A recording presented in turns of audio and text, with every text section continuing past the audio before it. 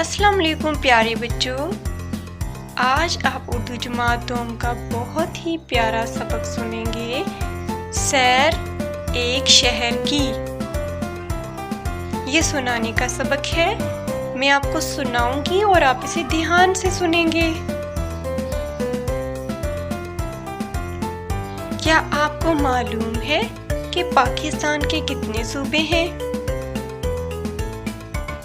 अगर आपको सैर का मौका मिले तो आप सैर के लिए कहाँ जाएंगे?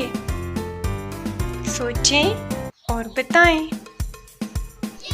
तो चलिए शुरू करते हैं सैर एक शहर की।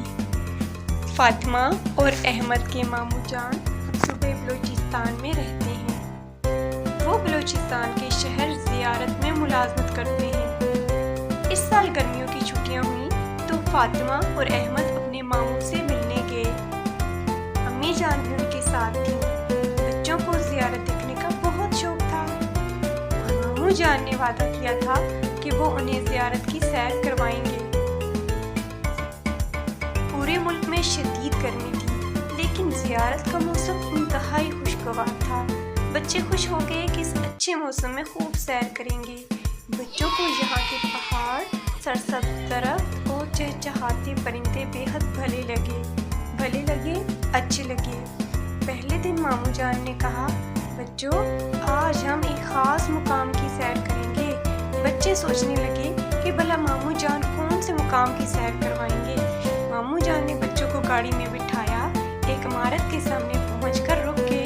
उन्होंने जेब से 100 रुपये का नोट निकाला और इस पर बनी हुई तस्वीर दिखाकर पूछा, इस नोट पर बनी तस्वीर और सामने वाली इमारत की तस्वीर में कोई फर्क है? अरे नोट पर तो इसी इमारत की तस्वीर है। फातिमा हैरत के साथ चिल्लाई, जी हाँ मामू, ये तो वही तस्वीर है। अहमद ने भी सर हिलाकर कहा। मामू जान ने मुस्कुराते हुए जवाब दिया, बच्चों ये सामने कायद-ए-आज़म रहमतुल्लाह अलैह की रेजिडेंसी है। नोट पर इसी इमारत की तस्वीर है।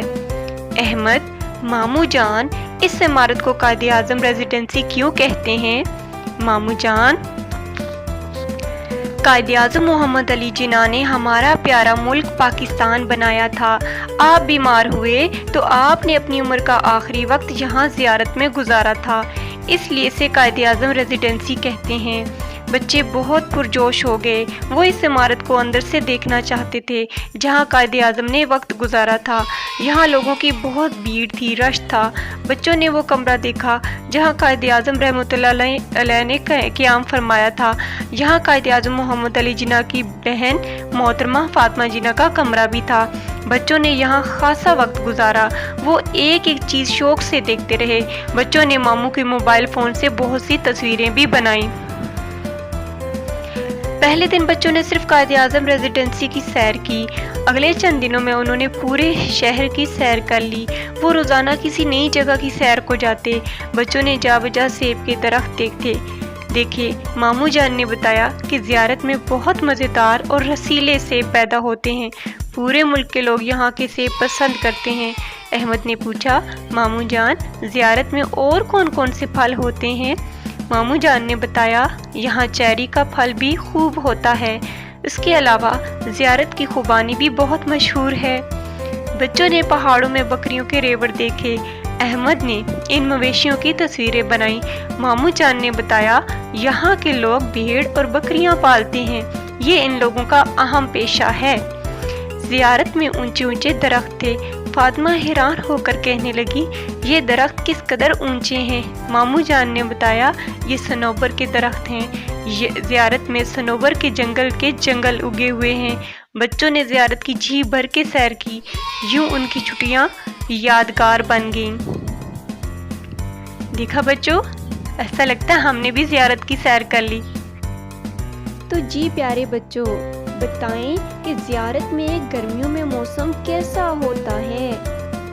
बिल्कुल, ज़ियारत में गर्मियों का मौसम खुशगवार होता है। पहले दिन बच्चों ने किस मुकाम की सैर की? पहले दिन बच्चों ने सिर्फ कायद-ए-आज़म रेजिडेंसी की सैर की।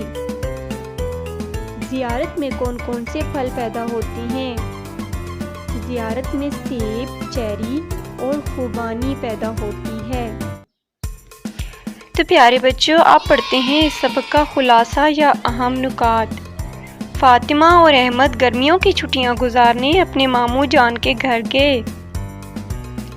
ماموں جان نے انہیں بلوچستان کے شہر زیارت کی سیر کروائی۔ وہاں کا موسم انتہائی خوشگوار تھا۔ پہلے دن بچوں نے صرف قائد اعظم ریزیڈنسی کی سیر کی۔ بچوں نے قائد اعظم اور ان کی بہن محترمہ فاطمہ جناح کا کمرہ بھی دیکھا۔ اگلے دن بچوں نے پورے شہر کی سیر کی۔ ماموں جان نے بتایا کہ یہاں کے مشہور پھل سیب، چیری اور خوبانی ہیں اور یہاں کے لوگ بھیڑ اور بکریاں پالتے ہیں۔